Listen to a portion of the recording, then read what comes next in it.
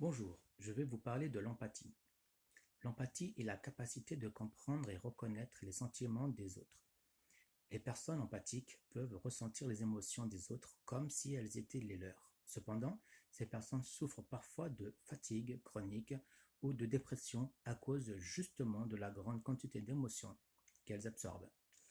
Elles essayent cependant de cacher leur hypersensibilité lorsqu'elles sont entourées d'autres personnes, ce qui empêche parfois les autres de leur venir en aide sur le plan émotionnel et psychologique. Numéro 1.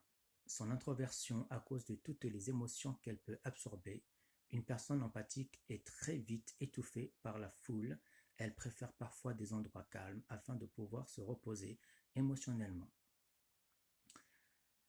Je pense que vous l'avez déjà remarqué, que ce genre de personnes préfèrent le contact individuel ou les groupuscules. Numéro 2. Son lien avec la nature. Si vous connaissez quelqu'un qui a un désir profond de passer du temps dans la nature, cette personne pourrait être un empathie. En étant dans une forêt ou en bord de mer, cette personne ressent un sentiment de bonheur et de paix. La nature l'aide à recharger ses batteries en retrouvant des sentiments positifs. Numéro 3. Sa capacité à absorber les émotions. Une personne empathique peut se sentir heureuse quand ceux qui l'entourent sont heureux et déprimée quand ceux qui l'entourent sont déprimés. Elle est si émotionnellement liée aux autres qu'elle vit les émotions des autres, presque comme si elles étaient les siennes. Numéro 4. Sa capacité à détecter le mensonge. Une personne empathique aura tendance à détecter la fausseté et le mensonge rapidement chez les autres.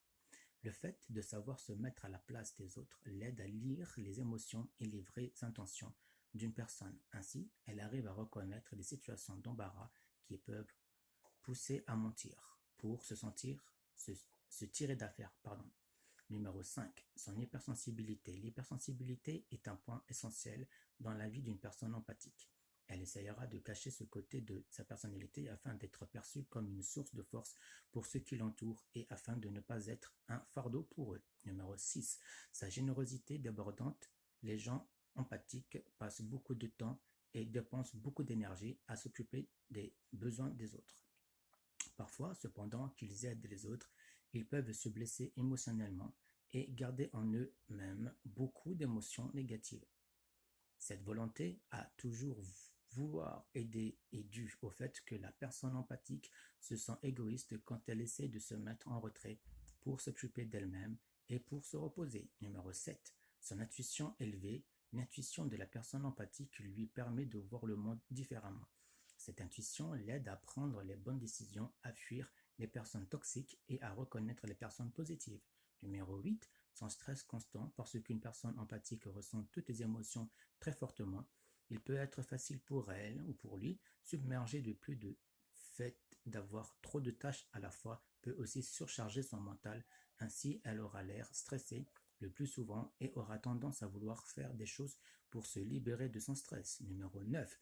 Ces déceptions momentanées et répétées, à cause de sa grande générosité, la personne empathique est parfois manipulée par les autres. Elle se sent alors blessée et trahie le plus souvent, mais elle n'osera pas l'exprimer pour ne pas être une charge pour les autres.